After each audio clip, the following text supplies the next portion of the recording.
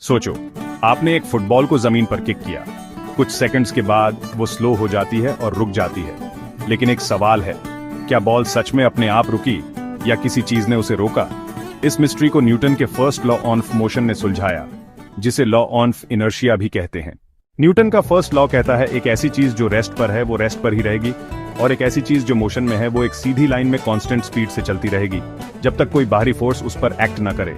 तो फुटबॉल क्यों रुक जाती है? जमीन से फ्रिक्शन और हवा के रेजिस्टेंस की वजह से। ये इनविजिबल फोर्सेस उसे स्लो कर देती हैं। अगर हम फ्रिक्शन और हवा को हटा दें तो बॉल हमेशा के लिए रोल करती रहेगी। इसका एक परफेक्ट एग्जाम्पल स्पेस में देखा जाता है। एस्ट्रोनॉट्स जो एक स्पेसक्राफ्ट के अंदर से पुश करते हैं, वो तब तक एंडलेसली फ्लोट करते रहते हैं जब तक कोई और फोर्स, जैसे कोई दीवार या कोई हाथ, उन्हें रोक न दे। यही है इनर्शिया का एक्शन। आसान शब्दों में, चीजें अपनी स्टेट अपने आप नहीं बदलती। रेस्ट पर मौजूद चीजें स्टिल रहना पसंद करती हैं और मूविंग चीजें चलते रहना पसंद करती हैं। इसीलिए सीट बेल्ट बहुत इंपॉर्टेंट है। जब कोई कार अचानक रुकती है तो आपकी बॉडी इनर्शिया की वजह से आगे बढ़ती रहना चाहती है। तो याद रखो, मोशन को लगातार फोर्स की जरूरत नहीं होती। फोर्स सिर्फ मोशन को चेंज करने के लिए चाहिए होती है। और यही है न्यूटन का फर्स्ट लॉ।